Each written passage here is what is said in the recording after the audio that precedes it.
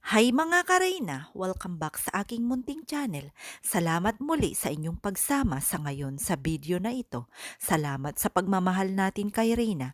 Salamat sa lahat ng mga individuals, mga sponsors, mga senior citizens at lahat ng mga iba't ibang grupo na sumusuporta kay Reyna, lalong-lalo na sa kanyang pabahay.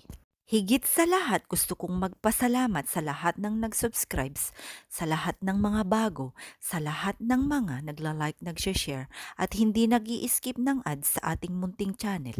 Salamat at nandyan kayo parati. Hindi natin iniiwanan kailanman si Reyna. Mga ka-Reyna, usaping pabahay. Sino nga ba ang tunay or sino nga ba talaga ang kailangan natin upang sa ganun ay maisakatuparan ang planong pabahay para kay Reyna?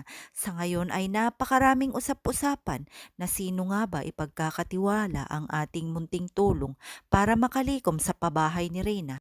Nandyan ang iminumungkahi ng marami na sana ipagkatiwala natin sa Japan Charity Group sa pangunguna ni Ana Coroda, at nandyan naman ang nagsasabi na sana ipagkatiwala natin sa mga Reynas community.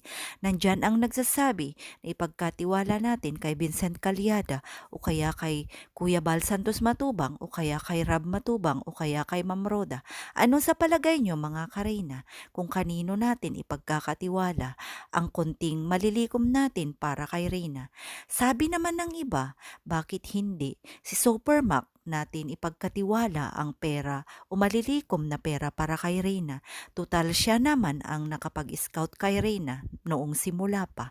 Ano ang masasabi nyo sa usaping ito mga Kareyna? Para sa akin, siguro maganda nga na si Supermac ang ipagkakatiwala or pagkakatiwalaan natin mag-organize at maggawa ng bahay ni Reyna, sapagkat siya naman ang talagang inaatasan ni Kalinga Prab upang sa ganun ay manguna sa mga pabahay niya sa kanyang mga tinutulungan.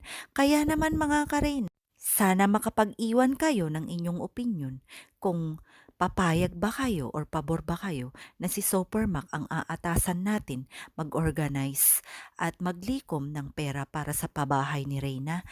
Mag-iwan lang po kayo ng inyong mga komento dahil ang inyong mga komento ay napakalaking bagay ito upang sa ganon ay maikasatuparan natin ang pangarap na pabahay para kay Reyna, para sa kanyang future at para sa lahat ng nagmamahal sa kanya.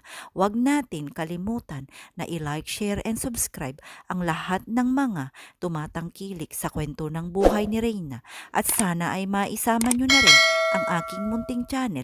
Maraming